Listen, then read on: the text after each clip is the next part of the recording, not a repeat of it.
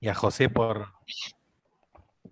entendido, por sumarse a la experiencia del taller y a las entrevistas, que es algo que venimos haciendo ya en dos ocasiones, tres en realidad.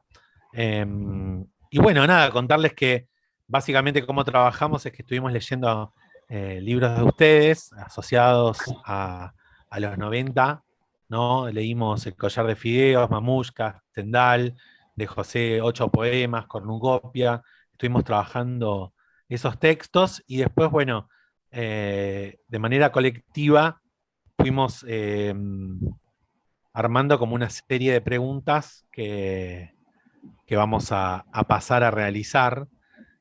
Así que bueno, contentos con que estén con nosotros y nada, eso, simplemente dar pasos a las preguntas.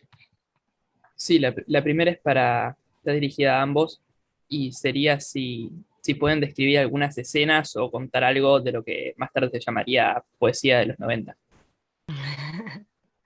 Empezá vos, José, que sos más viejito. Bueno, eh, ¿alguna escena de la poesía de los 90? Bueno, no sé, puedo dar eh, mi experiencia, digamos, como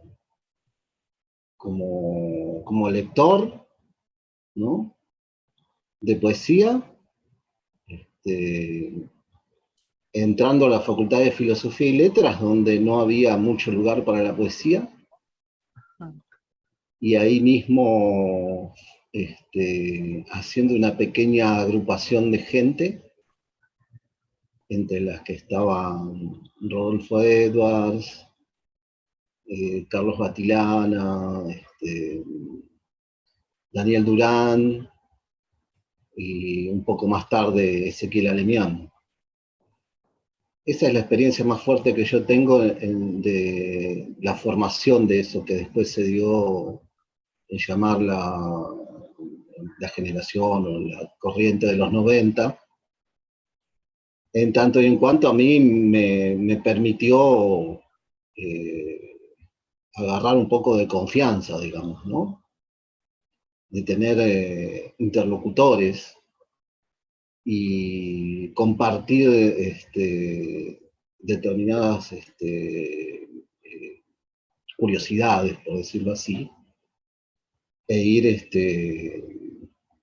afianzándome en lo que quería hacer, aunque no supiera mucho lo que quería hacer, me resultó, digamos, en esos años la experiencia más fuerte. Me olvidé de Darío Rojo, que también estaba en la facultad en esos años. A mí me resultó importantísimo encontrarme con esa gente. Y esa es la escena más fuerte que puedo referir en esos primeros años. La gente con la cual tuve la suerte de encontrarme. ¿Roberta? Bueno, hola José y hola a todos. ¿Qué tal, Roberta? ¿Cómo va? ¿Cómo va? Bien, me encanta estar acá compartiendo. Nosotros nos conocimos después de los 90 con José. De los Diría que sigamos con las preguntas. Si aparece después, retomamos. Si aparece Roberta, ¿quién seguía? Bueno, entonces sigo yo. Te voy a preguntar entonces, José, ¿cuál es la relación que tenés vos con las revistas y editoriales de poesía de esa época? Bueno, un poco voy a seguir lo que planteé entonces en la primera pregunta, ¿no? Esa reunión con esos compañeros, después amigos, me sirvió y nos sirvió a todos para empezar como a nuclear una idea, digamos, de lo que queríamos hacer. Y en esa época, en ese momento, y creo que también ahora, ¿no? Sigue siendo importante la reunión, digamos, de determinadas ideas bajo un proyecto. Y esos proyectos fueron varios, el más conocido es 18 Whiskies, que fue la revista, seguramente ustedes la habrán estado hojeando, ¿no? Que fue la revista que un poco nos juntó y que nos puso, digamos, que nos fijó algunos objetivos, ¿no?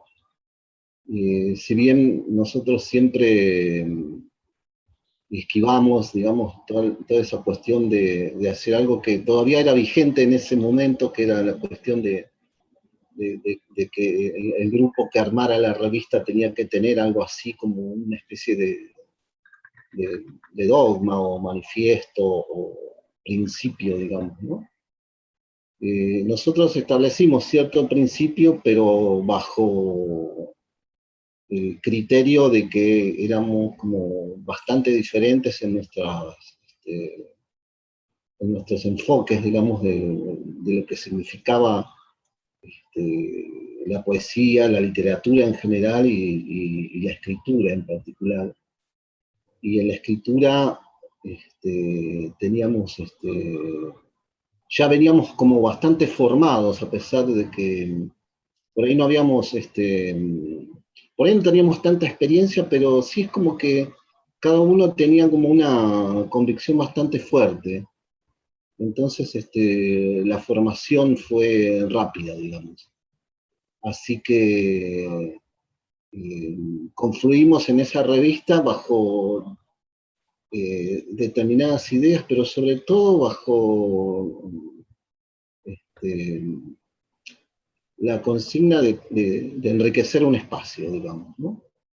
Esa fue un poco esa es mi relación, sobre todo hasta el día de hoy, con lo que es la publicación de revistas, hoy día páginas online o editoriales, ¿no? Casi siempre tengo, digamos, la idea, y la comparto, de generar proyectos colectivos que enriquezcan, digamos, los proyectos de cada uno.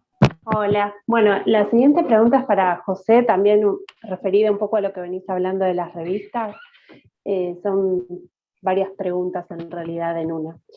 ¿Cómo surgió Ediciones del Diego? ¿Cómo se gestionaba el catálogo? ¿Cómo se financiaba? Y la otra es, ¿cuándo y por qué cerró el proyecto? Bien, Ediciones del Diego surge en el 98, o 97, fin del 97, pongamos, a causa de que, bueno, veníamos de muchos años de haber no podido continuar con 18 Whiskies por diversas razones económicas y otras. Y habíamos intentado una serie de nuevos lanzamientos que no prosperaron. Un tercer número de 18 Whiskies que quedó por la mitad. Una revista literaria que también quedó ahí, que naufragó. Que no logramos producir, digamos, ningún número, aunque hubo algunos bocetos. Y finalmente, producto de esa especie de decepción que atravesó un poco de esos años, un poco charlando ahí con la gente que después formó parte de Ediciones del Diego,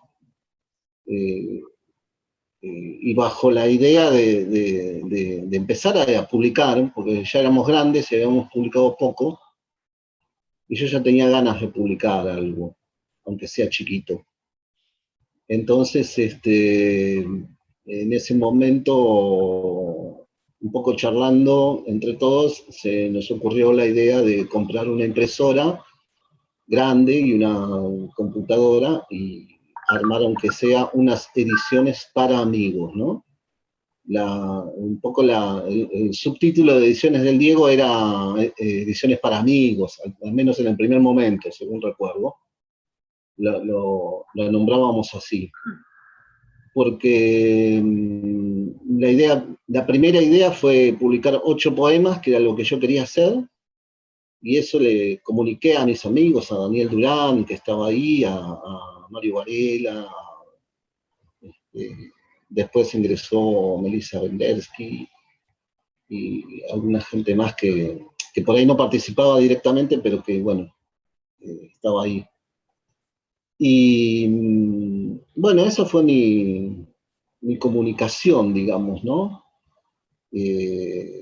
Quería sacar un librito, aunque sea de 8 poemas, o sea, muy breve, y que circulara, por lo menos, hacia pocas manos, ¿no?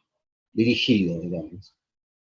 Eso originó que yo comprara una computadora y una impresora de carro ancho, Epson, de tinta a chorro y color. Una impresora que me salió carísima.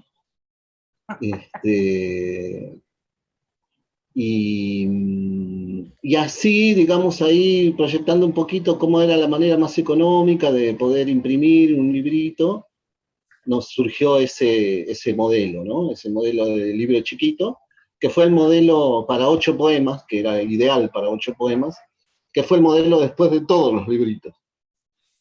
Inmediatamente lo imprimimos, aprendimos a usar un programa de computación, un Photoshop, aprendimos a usar otro programa que en ese momento se llamaba PageMaker para diseño, y lo armamos nosotros.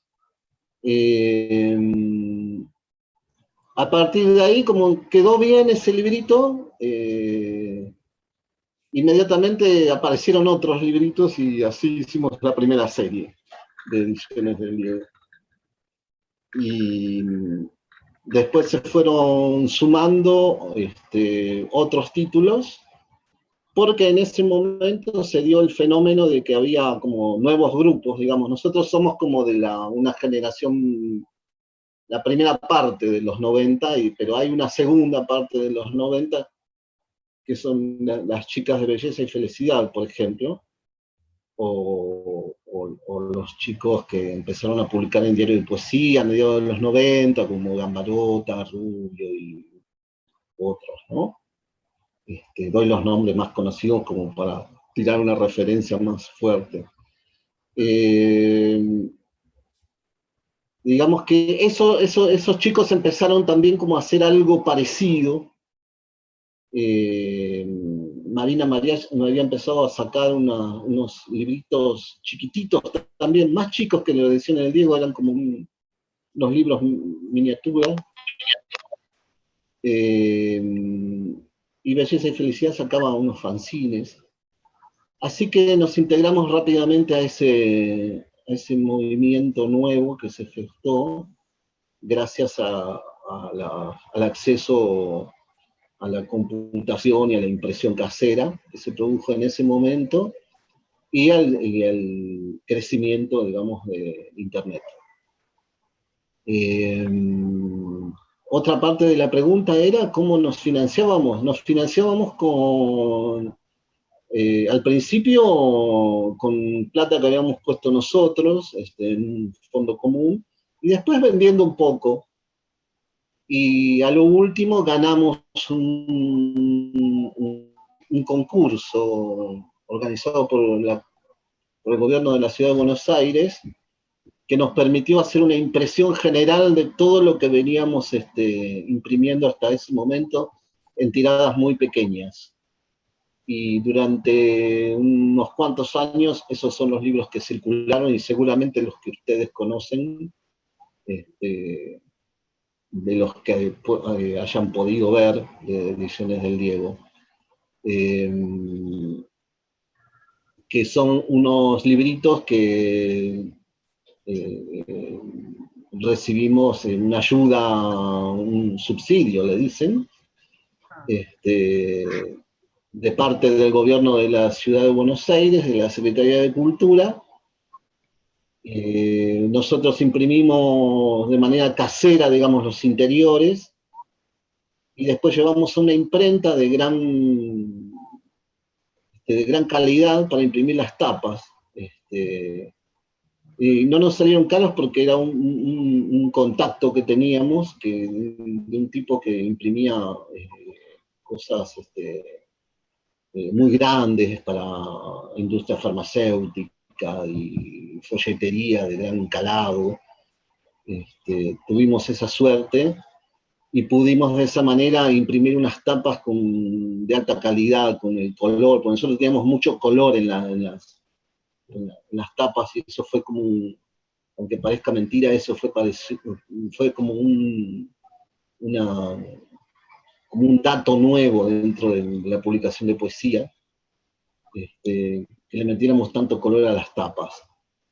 Y eso nos permitió usar un buen papel de tapa y sobre todo usar una muy buena impresión de tapa. Y nos salió, digamos, barato por una cuestión de amistad, digamos, ¿no? No recuerdo bien cuál era la otra parte de la pregunta, si me la podés refrescar, por favor. Sí, era ¿cuándo y por qué cerró el proyecto? El proyecto cerró en 2003 aproximadamente, 2002, 2003, o un poquito más adelante tal vez. O sea, seguimos en el 2000, nosotros logramos hacer esta impresión general de casi todos los títulos hacia el 2001, a tal punto que pudimos recolectar gran parte del dinero, salvarlo del corralito que se hizo en ese momento. Pudimos rescatar el dinero que nos habían depositado. Gran parte pudimos rescatar, o podemos ir sacándolo de a poco, cuestión que no tuvimos inconvenientes, digamos, en poder pagar todo lo que estaba, digamos, estipulado. Si bien terminábamos, como siempre, poniendo algo de plata, un poquito de plata aquí y allá, eso nos permitió después distribuir y vender en muchas librerías alternativas que ya se venían, no había muchas, pero se venían generando, digamos, ¿no? Algunas librerías. Ya entre los autores éramos un montón, y a cada autor, porque yo publiqué ahí Tendal en 2001, que estuvo buenísimo, y a cada autor le daban un ejemplar de toda la colección, que eran como 50 libritos, todos distintos, mucha diversidad. No sé, para mí Del Diego tuvo un impacto contrafuerte, y también en esto que decía José. ¿Se me escucha? Sí. Sí. ¿Sí? En lo que decía también de lo artesanal y eso, que de hecho yo el día de hoy lo tomé como un poco como modelo para libritos que también hago. O sea, me pareció muy, muy lindo esa parte también de esa edición. Nada, ahí me enganché un poquito. Sí. Nosotros nos conocimos con José, porque ellos te hacían una devolución también, muy lindo el trato con los autores, él y de Durán también. Fui a la casa de Durán un día. Nada, re lindo. Sí, teníamos un trato muy cercano con todos los autores fue un momento muy especial porque todos los autores quisieron participar y colaboraron en todo lo que pudieron, distribuyeron los libros. Como decía Roberta, de todo ese pack entregábamos un juego completo a cada uno, aparte del que le correspondía al autor. También distribuimos muchos juegos a bibliotecas populares, de gente que conocía alguna biblioteca. Juan Desiderio nos ayudó mucho a depositar esos libros en diferentes bibliotecas. Los colocamos en las primeras librerías alternativas, en algunas ferias que ya empezaban a aparecer en ese momento. Así que fue una experiencia importantísima de aprendizaje. Yo aprendí a diseñar, a editar, bueno, muchísimas cosas. Y conocí también mucha poesía se estaba escribiendo en ese momento, ¿no? Había muchos autores, autoras que estaban como surgiendo justo ahí, y digamos que estuvimos justo en el momento preciso, ¿no? Bueno, esos libros circularon muchísimo, los presentamos en unos espacios que hacíamos en la Plaza de los Perros, en Buenos Aires, en Chorena y en Córdoba. Una vez por mes, más o menos, hacíamos unos recitales gratis, y lo distribuíamos ahí también. Y digamos que el proyecto circuló sin renovarse, pero con todo digamos, la reserva que habíamos hecho. Y en el momento de hacer, digamos, un segundo paso, una renovación, etcétera, bueno, no hubo acuerdo en cómo continuar, ¿no?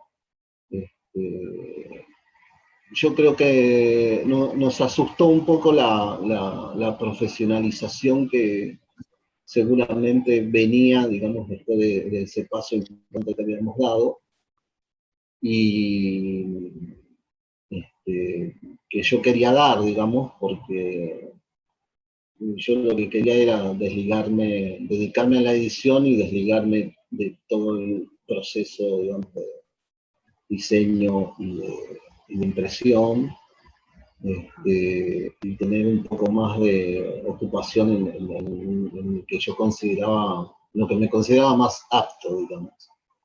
Ese fue el problema principal. No había recursos como no había mucho margen para hacer las cosas, ¿no?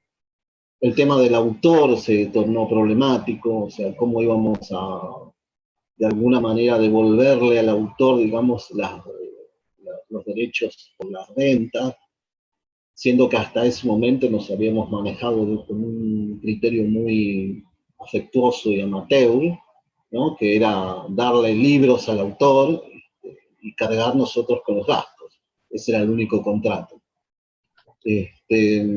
Pero también éramos conscientes de que estaba llegando el momento, hasta hoy pendiente, de que el autor empiece a recibir, digamos, algún tipo de compensación por derechos, ¿no? Y ese fue un tema que no pudimos solucionar tampoco. Así que de a poquito se fue como apagando el proyecto, no hubo una decisión, pero sí fueron problemas sobre los que no pudimos accionar. No. Tal vez le podría repetir la pregunta para los dos a Roberta, a ver si ahora podemos hacer contacto. Por ahí repetir la pregunta sobre tu relación, Roberta, antes de pasar a las preguntas siguientes, tu relación con las revistas y las editoriales de la época. Un poco contaste recién que después Sí. las chicas y los chicos van a retomar la edición de Tendal y la edición del Diego de Tendal, pero digamos, ¿qué revistas encontraste o qué editoriales cuando vos empezabas a escribir, digamos, fines de los 90, principios de los 2000, además de del Diego, si tenés algo más para destacar? Las revistas mucho, era muy lindo porque la revista estaba al salir y si me dieron rayas, estaba, bueno, Belleza y Felicidad, que hacía unos diaritos divinos, estaba Nunca quisiera irme a casa, la de Gaby Becherman, que era un revistón también, más de fines de los 90, esas revistas hermosas también. Las revistas era muy lindo, la verdad. Hubo revistas muy lindas y muchas más que seguramente me olvido, La Carta del Liber, en Bahía Blanca también había revistas, estaba bueno eso. Y bueno, y simultáneamente con el Diego empieza Siesta, con todos también los libritos de bolsillo y también así sacando de a varios. Bueno, Belleza y Felicidad también con el tipo de edición más fotocopia, hermoso.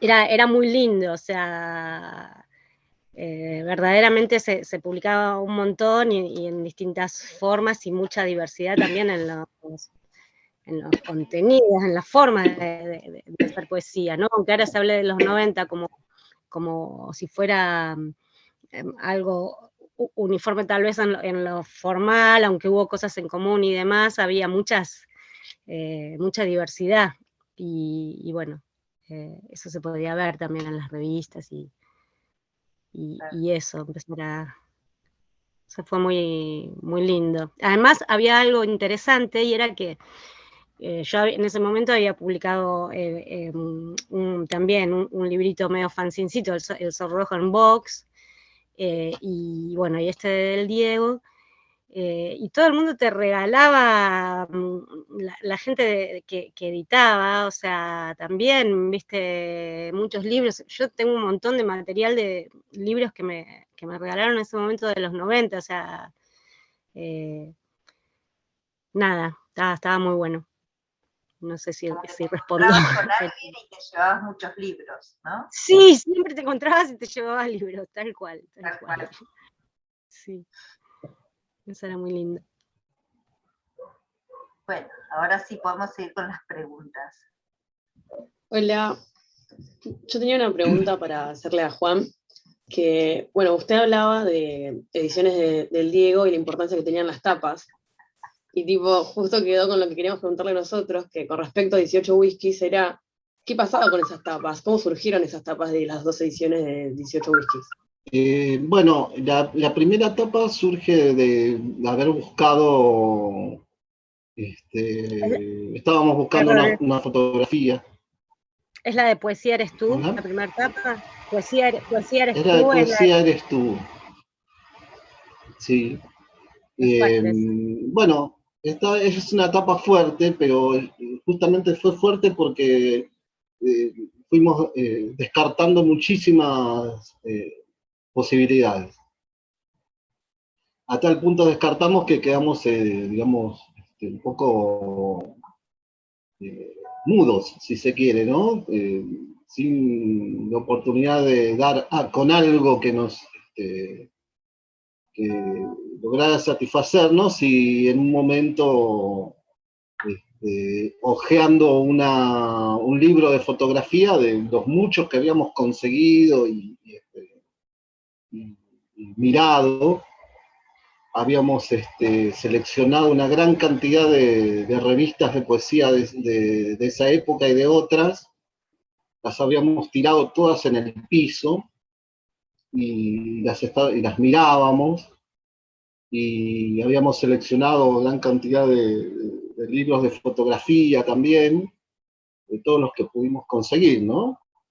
Y otras revistas de arte y esas cosas, y nos dimos como una especie de recorrido un poco vertiginoso sobre todo eso, hasta que creo que fue Darío Rojo, que vio la tapa, vio la fotografía y nos mostró la fotografía, y alguien dijo, pues sí, eres tú.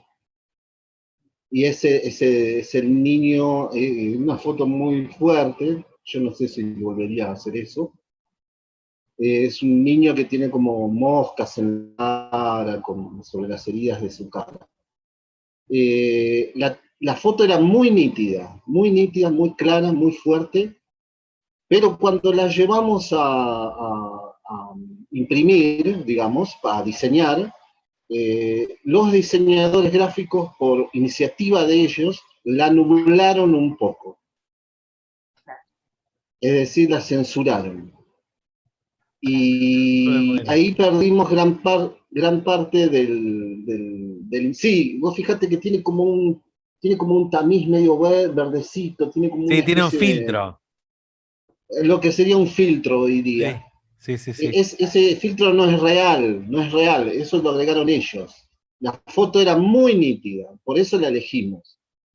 Y bueno, tuvimos ese pequeño inconveniente con los diseñadores gráficos, que por decisión propia, porque les resultaba demasiado fuerte la foto, le bajaron un poquito la nitidez. Esa es la historia del primer número. Creo que la relación entre Poesía eres tú, ¿no? y la foto es evidente. Y es una manera un poco brutal, ¿no? Si se quiere, de manifestar algo en relación a que la poesía debe ser todo lo amplio que uno necesite.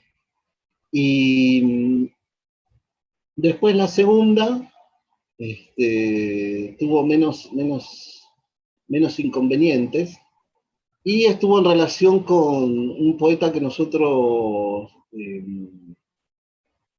siempre admiramos y quisimos mucho, que era William Carlos Williams, un poeta al que casualmente, digamos, algunos de nosotros conocimos, si bien no era muy conocido en esos tiempos. Era un poeta al que yo accedí por la lectura de una revista contracultural de los años 70 y 80 que se llamaba Expreso Imaginario. Y a mí me había conmovido, digamos, la lectura de Williams, sobre todo porque era un tipo de poesía muy escueta y muy misteriosa, y que poco tenía que ver con la verba, digamos, y la retórica de la poesía que yo hasta ese momento conocía, ¿no? Eso me quedó grabado, no volví a leerlo, pero me quedó un poco grabado en la mente, ese poeta. Y hasta que un día, charlando un poco de poesía norteamericana con Darío, que era también lector de poesía norteamericana, Darío Rojo, yo le digo, ¿vos leíste a ese poeta que dice? Y yo me acordaba de unos versos, ¿no? Que es el poema ese de Octubre, ¿no? Que dice que entre las matas, que viene algo que se viene moviendo, dice, y al final dice Octubre, ¿no? Como que es la llegada de algo, de un viento, de una inminencia. Le recité, le bosquejé así el poema, como lo estoy haciendo ahora, y él me dice, sí, ese es William Carlos Williams. Y bueno, a partir de ahí retomamos, digamos, él también buscó cosas de Williams, y así fuimos incorporándolo, digamos, a la lectura habitual de nuestro grupo. Teníamos dos poetas preferidos, uno era Williams y el otro era Wallace Stevens, ¿no? Algunos más, algunos menos, preferían a Eliot, qué sé yo, ¿no? U otros, pero digamos que en Williams coincidíamos casi todos, y Wallace Stevens también. Y de hecho el proyecto era hacer un dossier sobre Williams y un dossier sobre Wallace Stevens, ¿no? Y bueno, y nos contactamos con Sergio Raimondi, que en ese momento estaba leyendo poesía norteamericana, no recuerdo bien cómo lo contactamos. Ellos tenían un grupo que se llamaba Los Mateístas, ¿no? Sí, los mateístas. Claro. Y habían venido a Buenos Aires porque por intermedio de un amigo en común nos habían relatado que existía un grupo vanguardista en Bahía Blanca. Entonces los invitamos a que vinieran a Buenos Aires. Ellos ya habían venido, pero no los conocíamos. Vinieron a un festival acá, un festival improvisado de los que se hacían en esa época, que sin embargo salían maravillosamente bien, no entiendo cómo.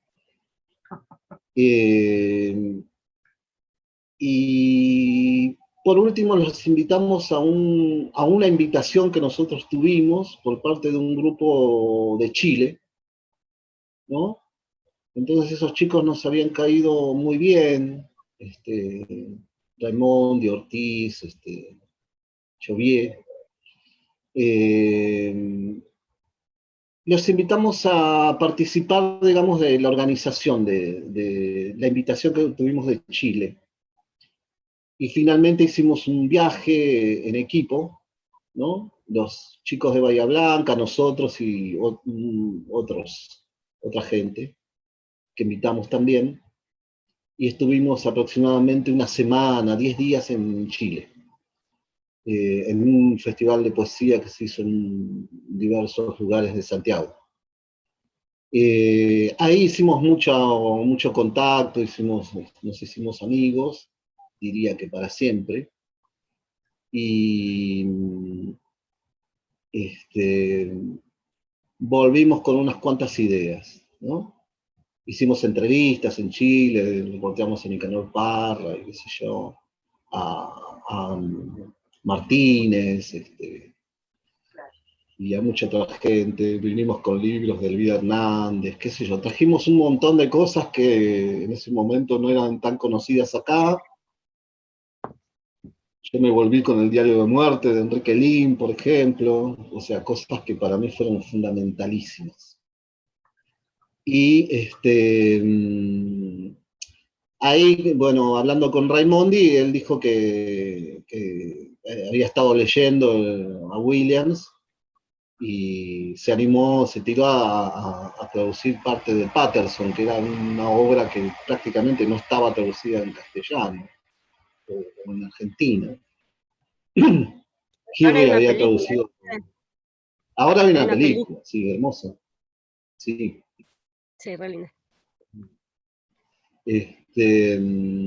Bueno, así fue como decidimos hacer esa movida con Williams.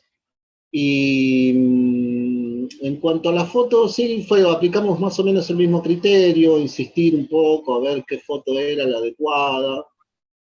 Hicimos ese recorte, digamos.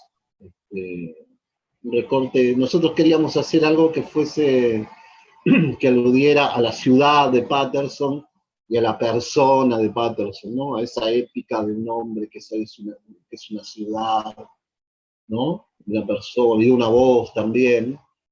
Eso está un poco, intentamos reflejarlo, digamos, en la tapa del dossier y en la tapa del número. Y el subtítulo, o el acápite, mejor dicho, de la fotografía es que no haya ideas, sino las cosas, más o menos, creo que decía eso. Que esa es como una consigna de Williams, que a nosotros nos divertía de alguna manera repetir, ¿no? Y que nos daba un poco de orientación, si se quiere, ¿no?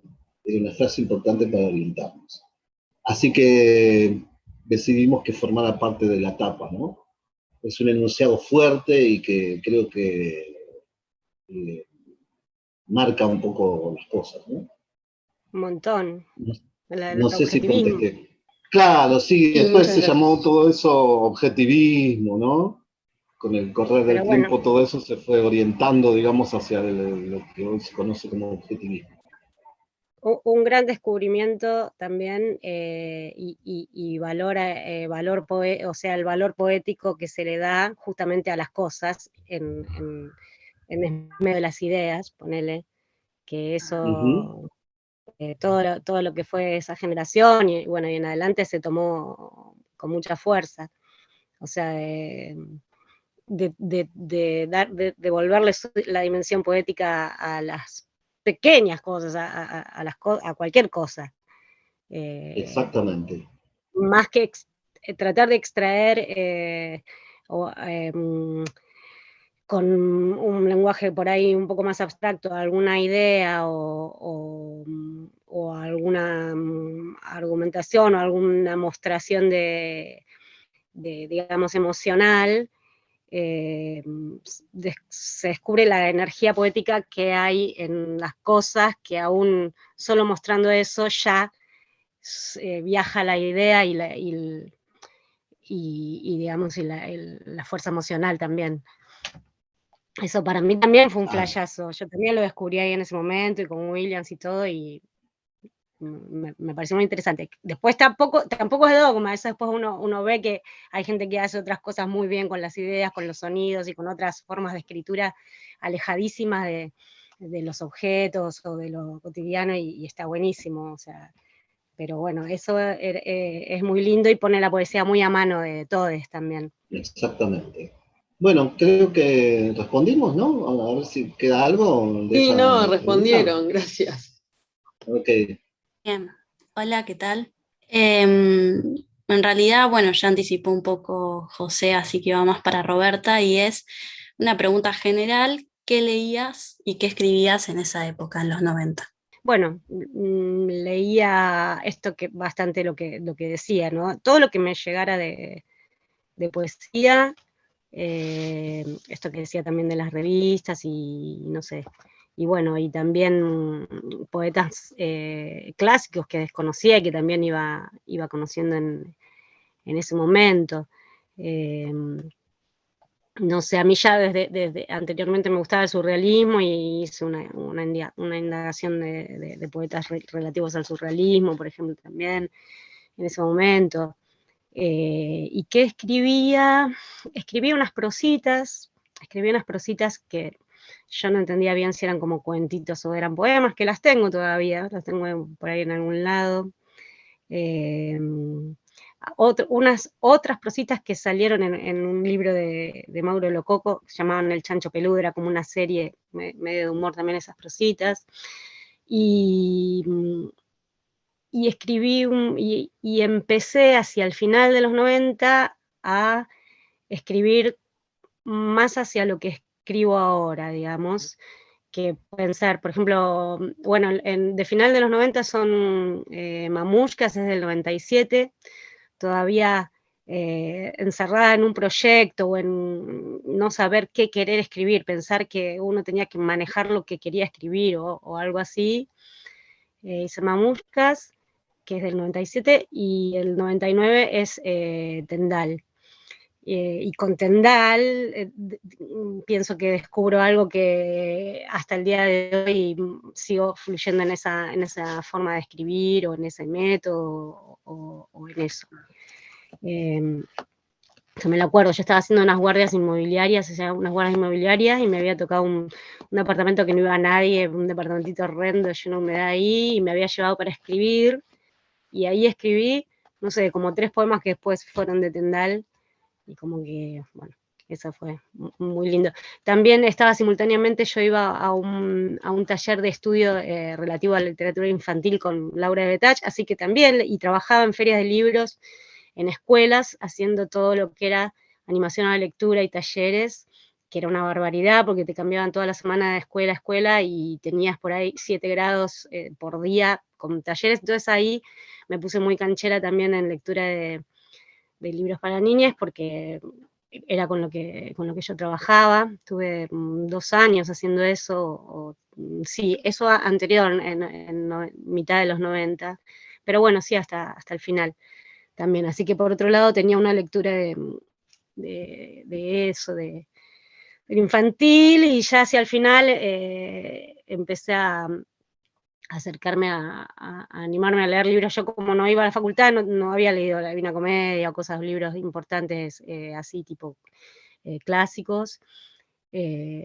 porque bueno, no recibía tanto esa info, pero bueno, la iba a recibir, o me parecía algo difícil o lejano. Bueno, también hacia el final de los 90 empiezo a leer cosas así. Bueno, medio que ya se habló, pero ¿cuál de esas lecturas crees que impactó más en tu escritura? La de William Carlos Williams creo que impactó, eso creo que, Marosa de Giorgio creo que fue también algo que impactó muchísimo. Me acuerdo cuando la leí por primera vez en un diario de poesía, por eso te digo, muchas de las cosas importantes vienen más bien del mundo de revisteril. Y con Marosa no lo podía creer, cuando leí Marosa me moría. Aparte tuve un sentimiento de, ay, lo hubiera querido escribir yo, o sea, que es rarísimo que te pase algo así. Podría mencionar a ellos dos. Gracias. Bien, y en relación, bueno, en primer lugar, buenas noches a Roberta y a José. En relación a esto, nos interesó una cuestión relacionada a la edición, que es que esta pregunta está orientada a ambos.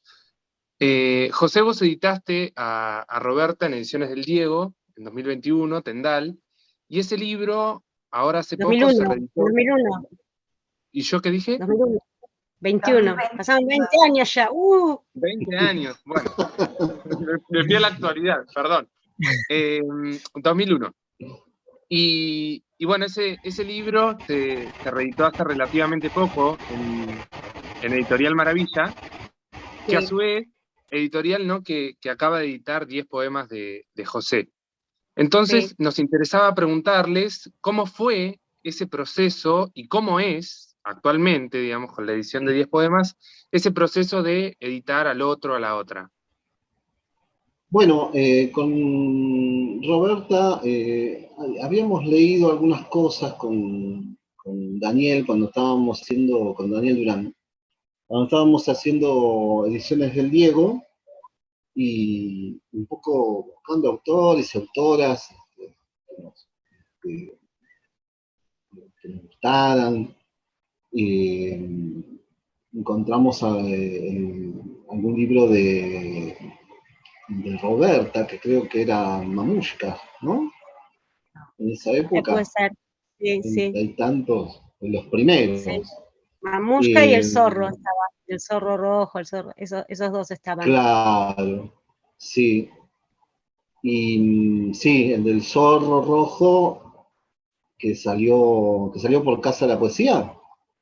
No, sí, también salió hubo una reedición por Casa de la Poesía, salió por Vox, una plaqueta que venía con la revista Vox, otra revista que no nombramos y que también fue importante. Claro, sí. Y después Casa de la Poesía hizo como un diarito, con el libro, diario libro, no sé cómo se llama.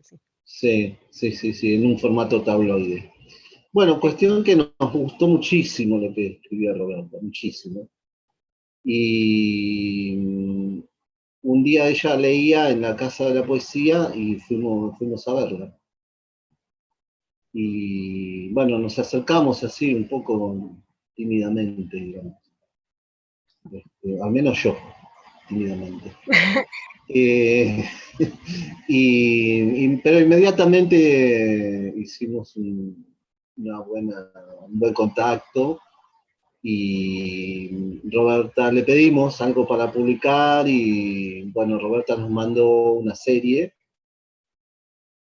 amplia, y nosotros hicimos una especie de compilación de toda esa serie, y le dimos un corte, no sabría decir cuál, pero es un corte muy bonito. Mirá, yo te digo cuál fue, porque fue, la verdad que yo creo que en lo que les mandé más o menos lo que fue, o lo que ahora es Tendal, y mucho de lo que ahora es el Collar de Fideos, que es otro clima completamente diferente. Y lo que ustedes hicieron fue visualizar muy claramente eso, saber que creo que del mismo conjunto escritos en la época de Collar, en Tendal hay 2 o 1, y todo el resto son como más urbanos también, porque son del 99, yo todavía viviendo en Buenos Aires, o sea, lo que recortaron fue el bucolismo, y me acuerdo de Durán como también diciendo algo al respecto, como ese fue el recorte que hicieron, que estuvo buenísimo, la verdad,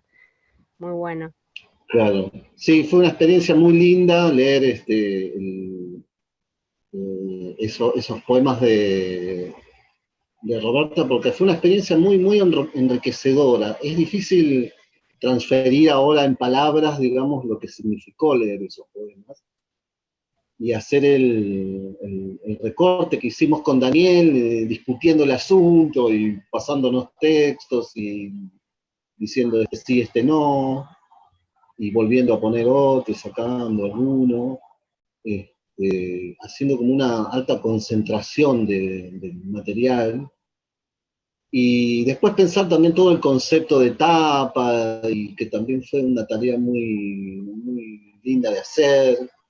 buscar, digamos, un elemento, una obra que significara, digamos, en un punto, una relación con los poemas, o sea, que tuviera cierta fuerza conceptual, ¿no? Que no fuera una mera ilustración. Para nosotros fue... Tiene el animalito, que está el animalito ese, y tiene colores también. Está re linda Claro. esa tapita. Sí. Sí. A mí Tendal es un libro mío que me encanta. Justo hay un lugar de como alegría, digamos, en el libro que me gusta un montón. Que, bueno, los otros me los banco, pero ese tiene bastante de esos colorido, tiene algunas humoradas. Claro. Sí, nosotros nos festejamos mucho esa zona de Roberta, que por ahí está, ahora no tanto, pero por ahí está un poco escondida, ¿no? De ese arte como que tenía como esa frescura, ¿no? Esa espontaneidad. Pero es la edad, esa... José, es la edad es la edad, ¿no? Es la edad. Puede ser. Es la edad. Y bueno, y ahí fue en esa presentación que él dice que era la Casa del Libro, no sé qué, él se acercó tímidamente, no, yo ni lo había visto y no me habló para nada, y cuando se iba me dejó un papelito con el mail. Eso fue todo su acercamiento. No me acordaba de eso. Sí, y ahí nos empezamos a escribir y nos escribimos un montón y ahí éramos amigos y ya quedamos amigos hasta ahora. Que bueno, nada, leyéndonos, visitándonos, o sea, compartiendo un montón, compartimos los festivales de Rosario, varios, bueno, nada, nos visitamos, compartimos clases, yo clases de José clases mías también ahí, y bueno, yo la parte de editarla a José es como tipo, digamos, muy discreto, digamos, y muy consciente con hacer un libro de él, por ejemplo. Así que en el caso de los 10 poemas, bueno, 10 poemas de José es como un montón, el libro con 10 poemas de José. Entonces, bueno, es así. Ni en pedo ni él me va a dar un montón para que yo ayude a elegir, ni yo lo voy a... Yo sí lo pediría para leer más. Pero bueno, es en mi experiencia con la publicación de José. Que bueno, también yo lo disfruté mucho como lectora, además de como amiga, ¿no? El libro que tiene Goy Magor bastante de la poesía de él, que es bastante también diferente a toda la poesía ahora cuando hablamos de los 90, la de José es extraña, tiene, no sé, tiene un cubismo y a la vez tiene algo medio retro y toca una parte muy sensible y tiene objetos de desecho, pero a la vez están glamorosos, o sea, es muy, muy linda esa poesía también. Así que bueno, 10 poemas es un montonazo. Esta pregunta es para Roberta, volviendo a todo el tema de que ya pasaron 20 años de publicaciones y cómo fue en realidad, cómo fue envejeciendo la obra en cuanto a Tendal, cómo es leerlo hoy en día desde tu punto de vista, no tanto desde el nuestro y nuestras interpretaciones, sino qué experiencia tenés al volver a leer un libro tuyo 20 años después. Visualizo eso, alguna luminosidad o algo juguetón que me gusta bastante y no sé si eso va a ser recuperado o fue una frescura de ese momento. Aunque como te digo, justo esa escritura igualmente siento que hay una línea hasta la escritura mía de hoy, porque ahí siento que es donde se abrió una parte, y otra parte se abrió con Collar de Fideos, que justamente estaban medio juntos y fueron, sí, permitir que se libera, entender se liberó. Me doy cuenta que se puede escribir cualquier cosa, digamos, sea algo que se te ocurre en el momento, sea una pequeña anécdota, o sea, nada, eso. Y bueno, lo de los animalitos, eso que siempre me gusta también cuando aparecen. En Tendal hay bastante. Bueno, la segunda pregunta sería para ambos y es ¿qué relación encuentran entre la poesía y la observación sensible? Son, no puedo decir una cosa sin la otra, o sea, es uno de los métodos, la observación o la escucha o no sé, es exactamente eso. Bueno, Roberta habló de una cosa, digamos, que la poesía no sería posible, digamos, ¿no? Sin ese momento de observación, ¿no? Para mí ese momento de observación es un momento que me encuentro por lo general de forma totalmente casual y que de una forma tal vez aún más casual queda en mi memoria. Y a partir de que queda en mi memoria, yo empiezo como un poco a interrogar, a ver por qué eso quedó en mi memoria. O no tanto por qué, sino a desplegar ese... Bueno, además de por qué, empiezo como a tratar de encontrarle un desarrollo a eso. Y a partir de ahí, digamos, trato de ponerlo en escritura. Y ahí es donde aparece, digamos, la cuestión de hacer poesía, ¿no? De llevarlo a ese plano. Ahora, ¿por qué decido que eso que queda en la memoria debe ser escrito como en forma de poesía? Yo supongo que es porque es algo que percibo de una manera como muy primaria y muy difícil de traducir. Entonces me parece que el lenguaje más apto para tratar de alcanzar ese objeto que se reveló a mi memoria es tratando de escribir poesía.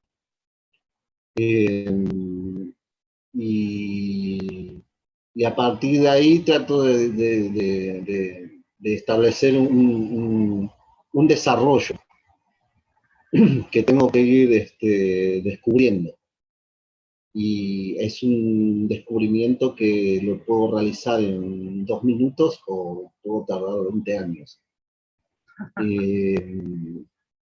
Así que es como un estado medio un poco preocupante, diré, en el sentido de que uno nunca sabe si va a poder, hay cosas que están ahí garabateadas, pero que uno sabe perfectamente que no son escritura poética, sino que es apenas un principio, ¿no? Y que todo eso requiere, digamos, de una corriente, digamos, de una conjunción de palabras, imágenes y cuestiones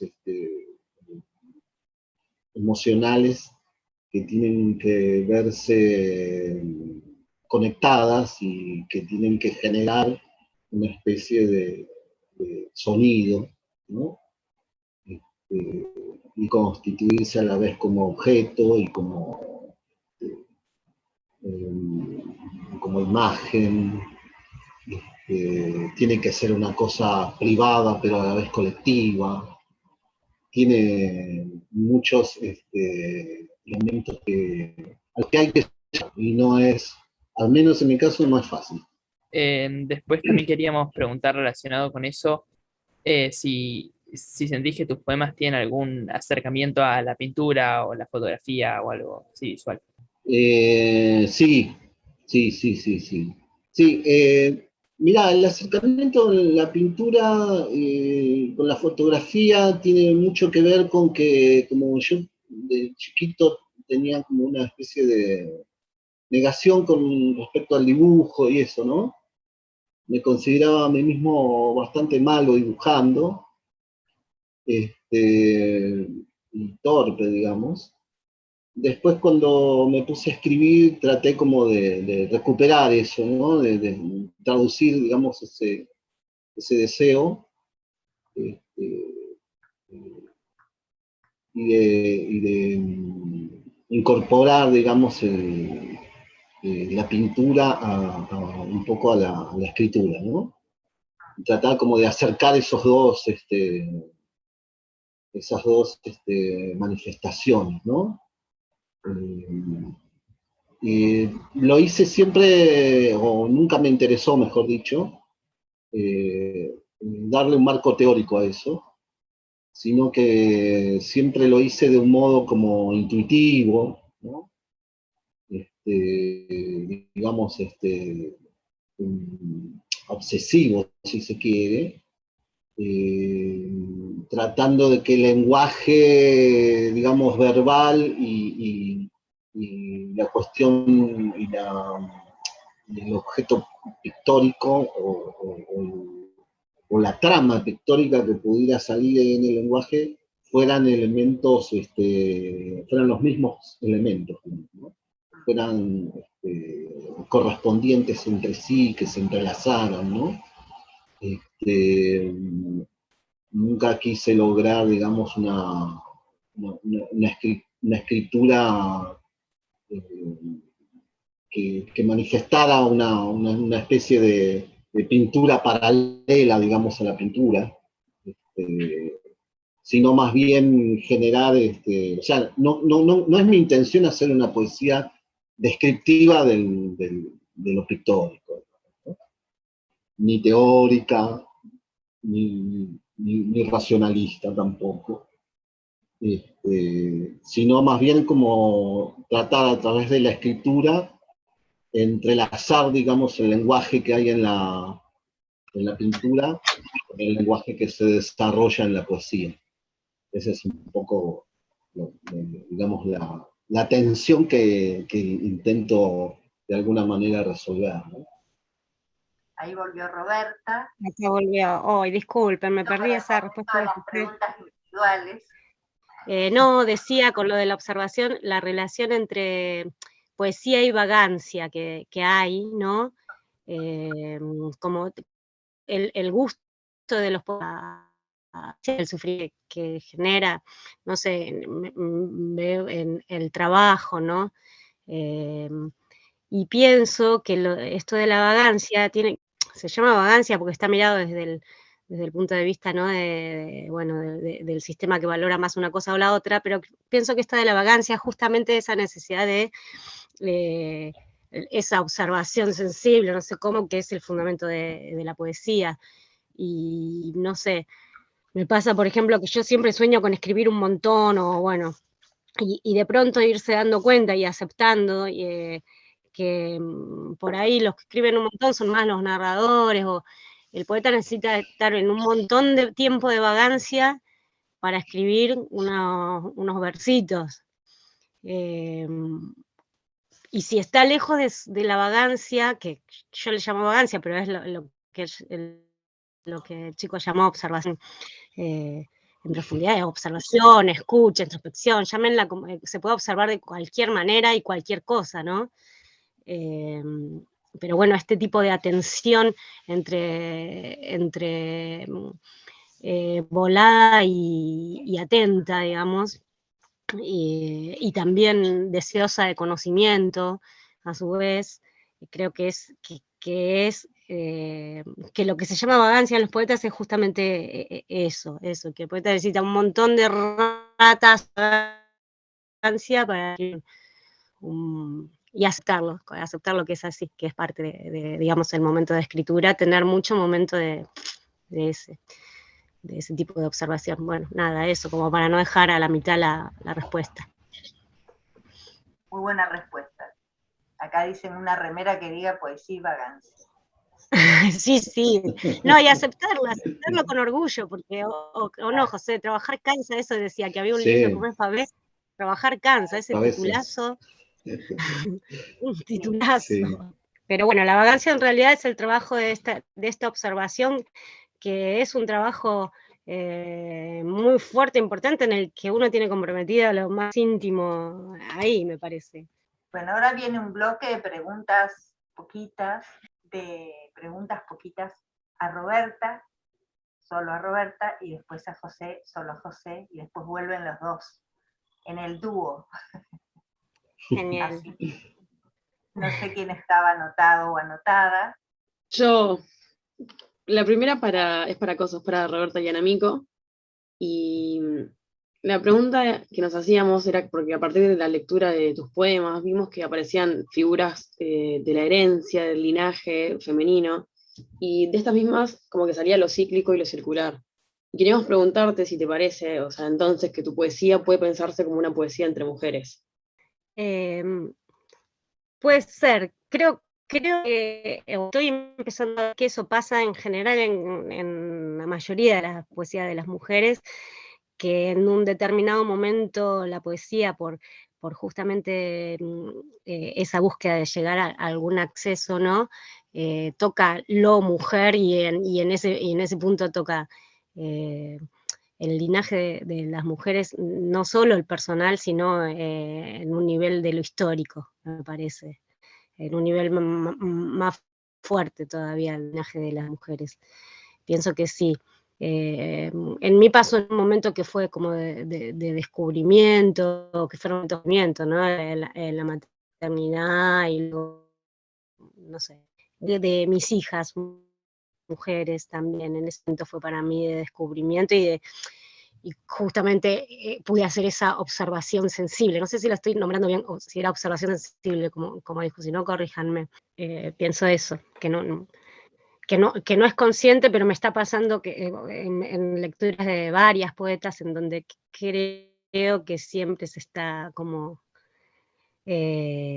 tirando un poquitito de ese hilito, y ese hilito era larguísimo.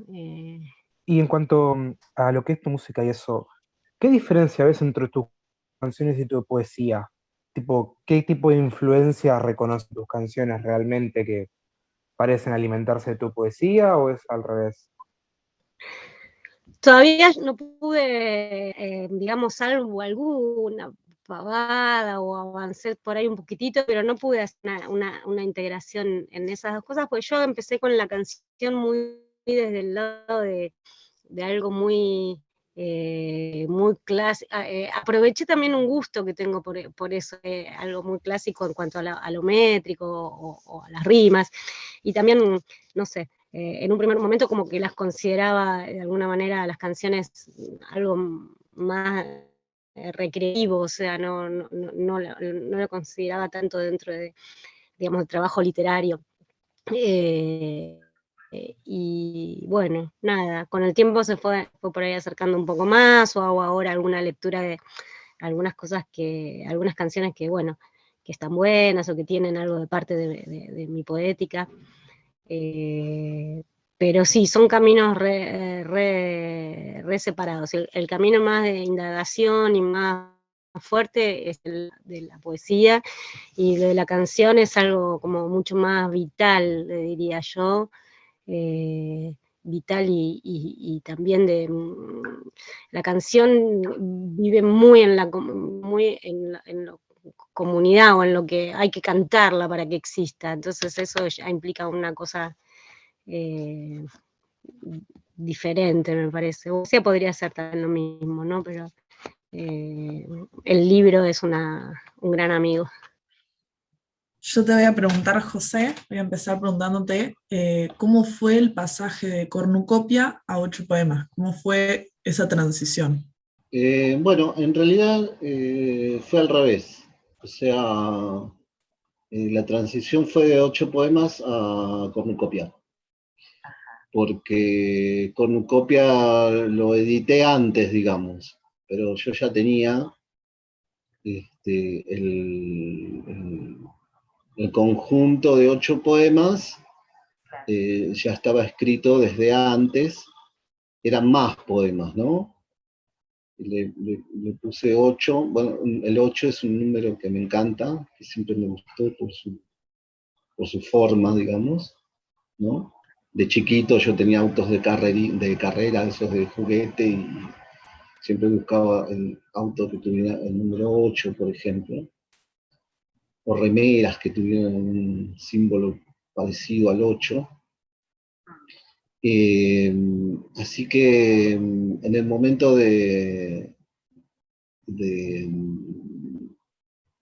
mi intención fue achicar, digamos, reducir al máximo posible un conjunto de poemas. Cuando llegué al 8 me pareció, por toda esta cuestión de simpatía con el número, que estaba bueno, que estaba bien. Pero eso me llevó como un tiempo, ¿no? Paralelamente escribí cornucopia. Y cornucopia me llevó un tiempo mucho menor en cuanto a escritura.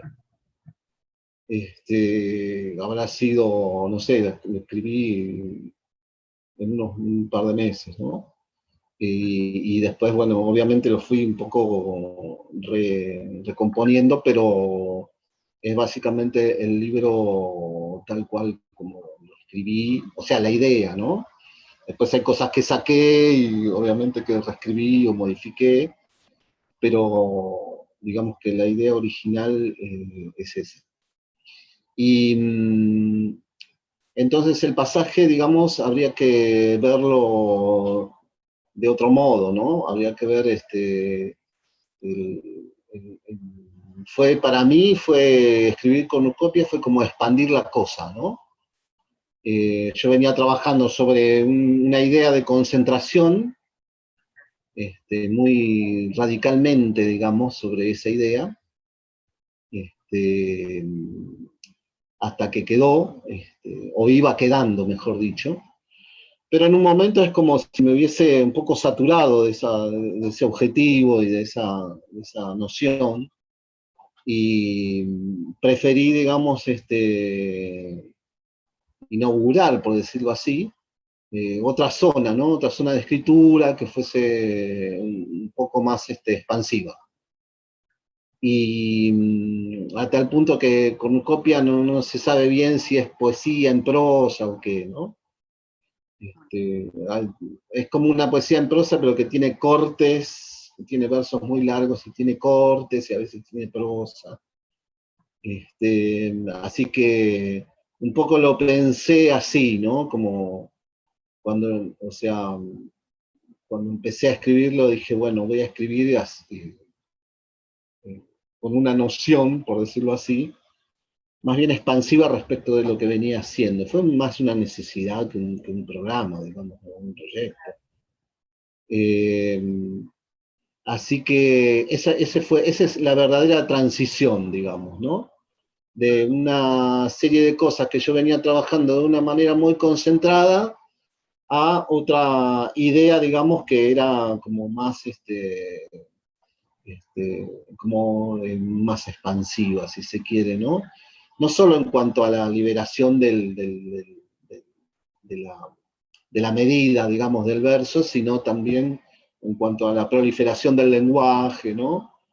En cuanto a la corriente verbal, digamos, ¿no? También, digamos, una expansión en esos sentidos, respecto de lo que venía haciendo con 8 poemas. Lo que pasa es que 8 poemas, como lo vine trabajando muy de a poco, y por eso se publicaron después, porque como era algo que yo no estaba muy seguro de si había terminado ya o no, lo dejé para después. Y quedaron, digamos, intercaladas las cronologías, por decirlo así. Pero primero estuvo 8 poemas. Hola, ¿qué tal? Me parece que das un buen pie, José, a la pregunta que seguía en lo que habíamos planificado, porque está un poco orientada como a esta doble figura de poeta y editor, ¿no? Y hoy Roberta decía que cuando ella le tocó editarte, dijo que eras muy discreto, al parecer como que sos un poeta bastante editor, pero pensábamos, por un lado, preguntarte cómo era el trabajo de edición en Del Diego, que me parece que un poco allanaste esa pregunta, pero más específicamente, ¿cómo crees que funciona esa superposición entre poeta y editor cuando el poeta se autoedita, digamos? O si es que hay una superposición entre las dos figuras, o si es más una transición en el sentido de, no sé, en un momento te mentalizás editor y trabajás de un modo distinto sobre el texto, o bueno, en definitiva, ¿cómo considerás vos que se articulan, partiendo de tu experiencia? Bueno, mi relación con la edición es prácticamente desde siempre, o sea, desde los 14, 15 años. Yo he editado, digamos, fanzines, lo que hoy se llama fanzines. En esa época le llamábamos más revistas underground. Y siempre oficié un poco de editor y también de articulista, o sea que es una faceta que yo siempre la tuve muy presente, ¿no? De escribir artículos, tener una parte, digamos, tengo como una parte de mí que es como publicista, por decirlo así, que tiene que ver con la crítica literaria o con la difusión de obra de otra gente. Y es un aspecto que me gusta mucho porque ahí cuando leo, tomo por caso el texto de Roberta, cuando hicimos su libro, yo vi un montón de cosas y de posibilidades hermosas que yo no estaba en condiciones de hacer. Pero sin embargo pude intervenir, digamos, ¿no? Pude intervenir y valorar y leer a fondo, y es una posición privilegiada para mí el hecho de ocuparme de editar, ¿no? Es como que tengo la sensación de que yo participo también de la obra del autor, ¿no? Y eso, digamos, mi objetivo principal es justamente ese, poder ser partícipe de una obra que a mí me gusta y que creo que puedo ayudarla a realizarse mejor en cuanto a su presentación o armado o incluso muchas veces en su estructura interna, ¿no? Según los libros, ¿no?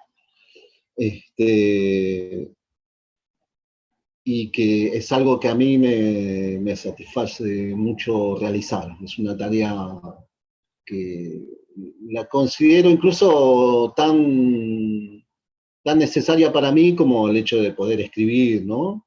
Mis propios textos. No tengo, no tengo demasiados problemas con respecto a eso, ¿no? Como forman parte de la misma cosa. Y te diría que si en algún momento, bueno, por alguna razón ya no pudiera escribir o no se me hubiese acabado, digamos, la gasolina a mí para escribir, podría seguir tranquilamente contribuyendo y me sentiría, no sé si completamente bien, pero es una tarea que me da mucho gusto realizar. Y no sé qué otro aspecto tenía la pregunta. Lo de la autoedición.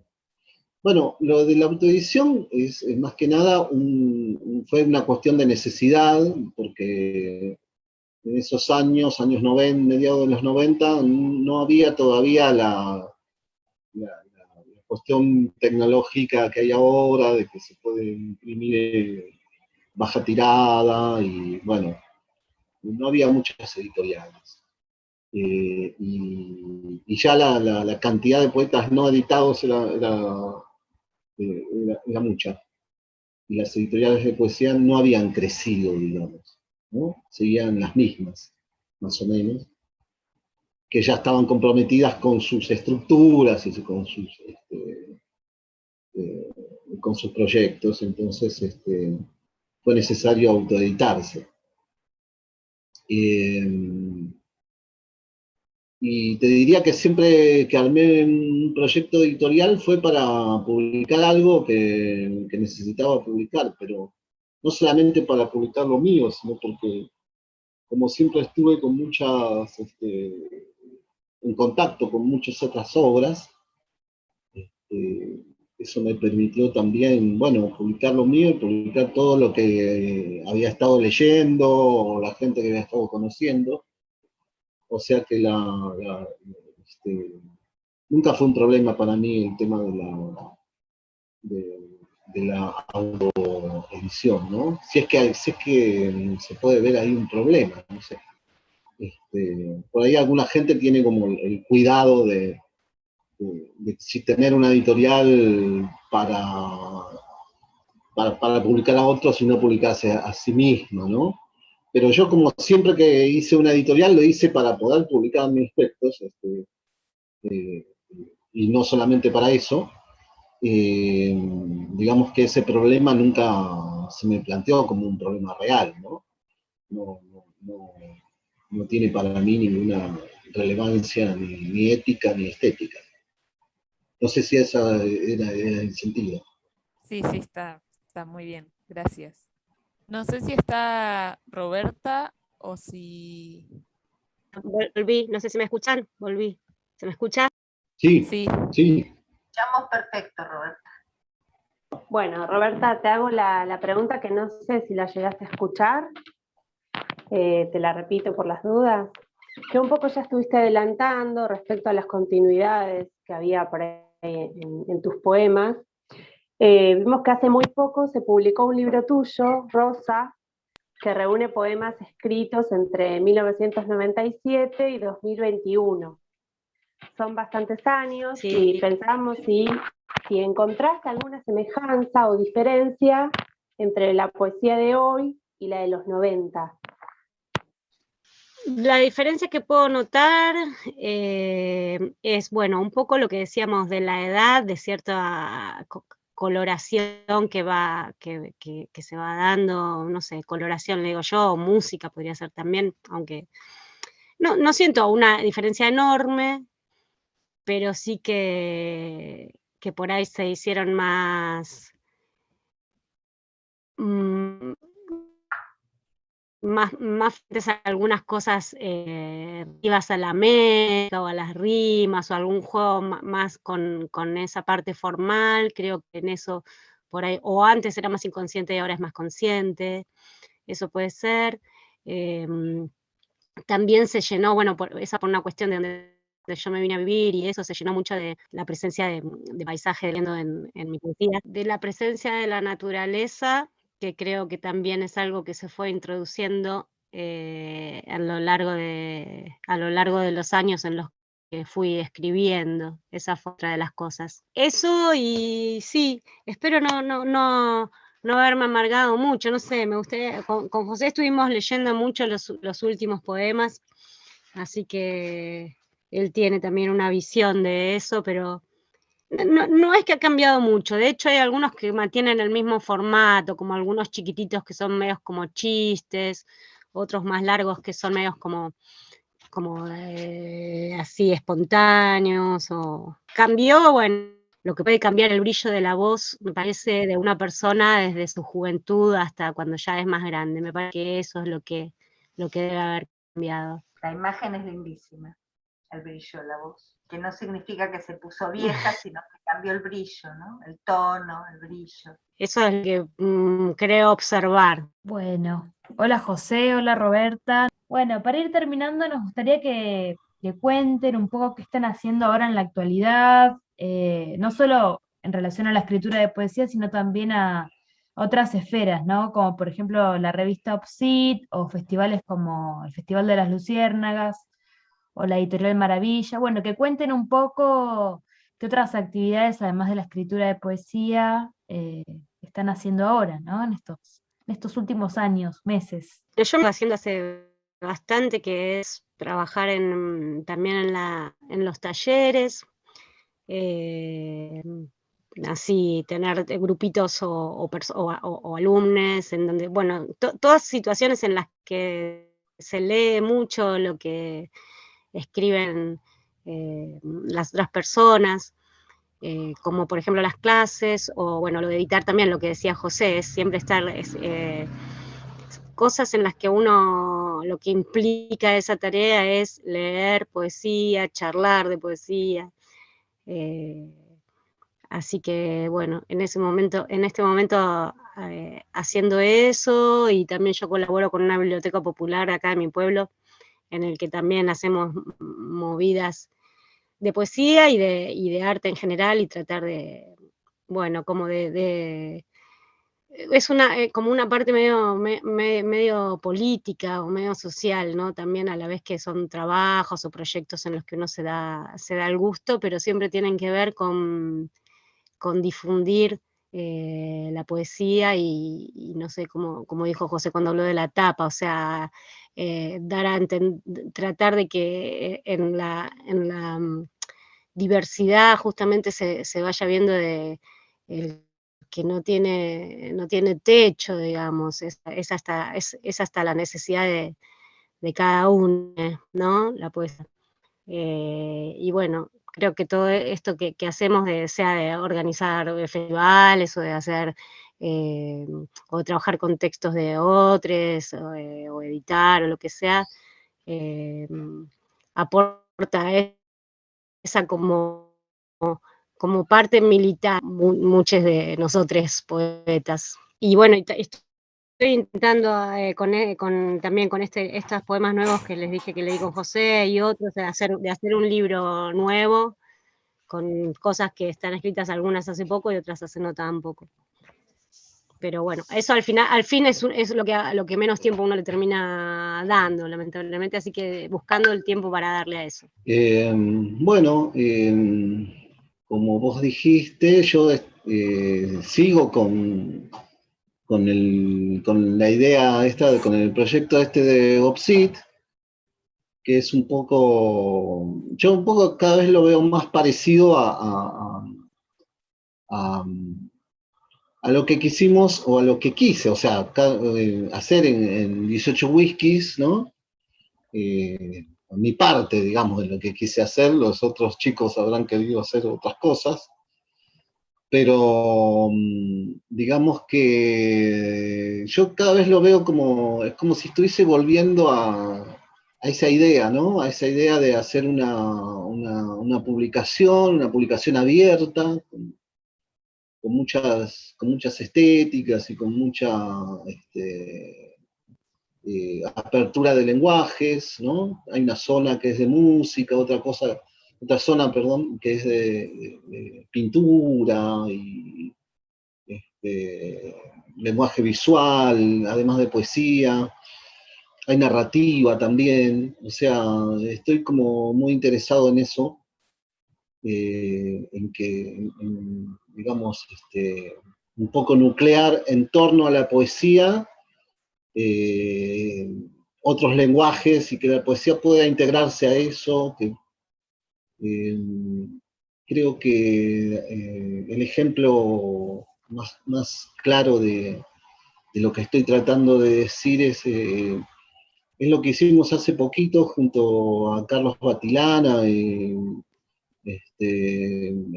Monteleone, Gustavo Álvarez Núñez, Diego Colomba, que fue hacer como un dossier o una serie de notas sobre Charly García, ¿no? Que no es un poeta, pero que sí tratamos, no es un poeta, digamos, en el sentido más literario del término, ¿no?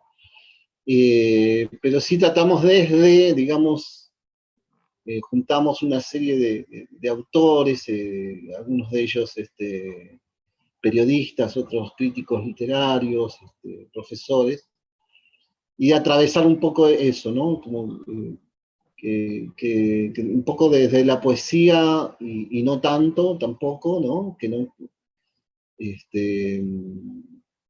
desde cierta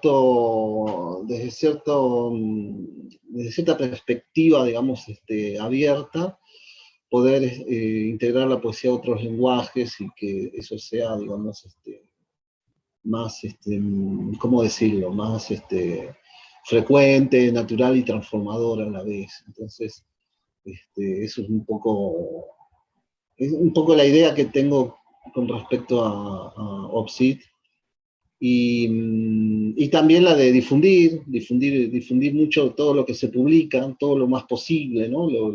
Todo lo posible. Está el problema del tiempo que uno tiene, ¿no? Y los escasos recursos, pero digamos que esas son las dos cuestiones que la publicación trata de resolver, ¿no?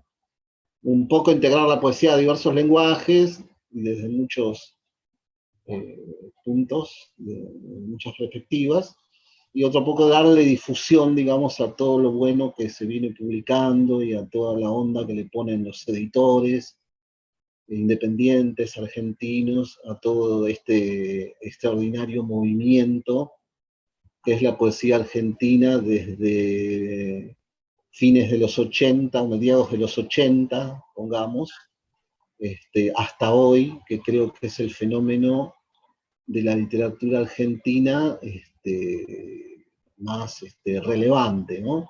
Aunque nadie lo diga. Porque implica mucha obra y porque implica mucha gente, y eso es un volumen importante que algún día cuando lo tengamos que contar va a ser muy difícil, y el día que tengamos que evaluar la calidad nos vamos a encontrar con cosas muy buenas, y bueno, feliz estoy de participar de este gran movimiento literario que es la poesía argentina, desde mediados de los 80 hasta hoy. Esta militancia, como decía Roberta, ¿no? Un poco. Bueno, no sé si hay alguna pregunta más, si no ya nos despedimos y les súper agradecemos este tiempo compartido. La verdad que estuvo buenísimo. Es muy copado también que los alumnos puedan leerles, charlar con ustedes, hacer preguntas, y que generar esos intercambios. Así que estamos muy agradecidos acá, todos. Así que bueno, saludos. Yo quiero agradecerles Bueno, muchas gracias. a Roberta y a José, muchísimo, que hayan estado acá. Roberta, de alguna manera remamos el desperfecto técnico, que es como nuestro fantasma. Yo creo que lo tenemos asociados a cierta pobreza, ¿no? Pero bueno, no hay pobreza y siempre pensamos que no vamos a poder, que no tenemos un internet, no tenemos una banda ancha, muy fuerte, pero bueno, a pesar de esos desperfectos estuvo muy bien. Hubo muchísima información, también es súper interesante la perspectiva de ustedes sobre cuestiones y sobre cosas que quienes cursan la materia, que son los que armaron las preguntas, ven tal vez desde otra perspectiva, o les interesa saber cuál es la perspectiva de ustedes. José, en relación a lo último que dijiste, yo tengo una frase que es que todo lo bueno que pasa, pasa primero en la poesía, y después pasa en otros lados. Y a mí me parece que la poesía siempre se adelanta, ¿no? Siempre después lo que aparece en la narrativa, por ejemplo, como una novedad, ya estaba en la poesía. Me parece que eso es... Sí, así es. Creo que la poesía ha tomado cierta delantera respecto de la narrativa. Esto no para hacer de esto una competencia ni nada por el estilo, sino para considerar un poco qué pasaba, digamos, hasta los años 70, ¿no? Donde uno puede ojear un poco el panorama literario argentino y pensar que, bueno, que la narrativa tenía como cierta importancia superior a la poesía, que la poesía estaba como muy en una zona un poco demasiado marginal tal vez, y que en este momento ambas grandes expresiones están consustanciadas, ¿no? Y eso me parece como un paso adelante. Que la poesía haya logrado tener mayor visibilidad y mayor expansión, ¿no?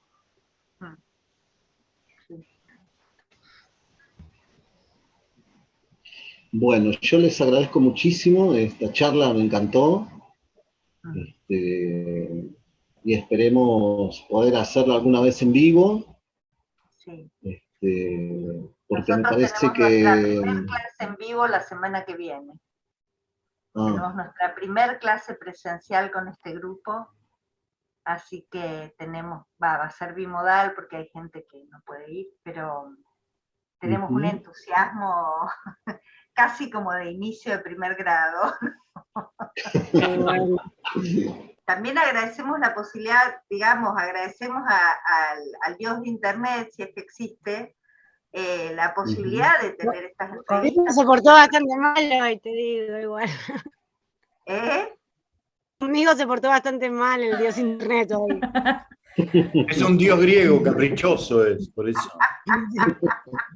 Les pido disculpas, les pido mil disculpas. Es un ser caprichoso que se te convierte en cisne, se te convierte en ratón, cualquier cosa.